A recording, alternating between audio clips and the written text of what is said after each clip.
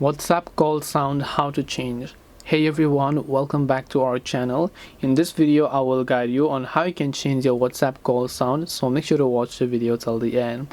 Now I don't know about yours, but just in my case WhatsApp is actually going to automatically use the ringtone that I use for my calls. So WhatsApp is also going to follow that automatically. So if you would like to change it, what you need to do is open up WhatsApp here and then tap the profile icon from the top right, and then just go to the option known as notifications over here.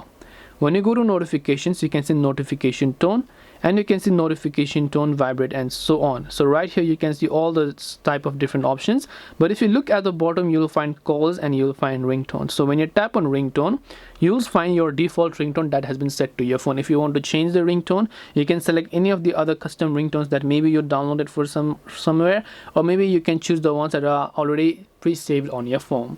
And after you do that, the call sound will get automatically changed. This way you can change call sound on WhatsApp.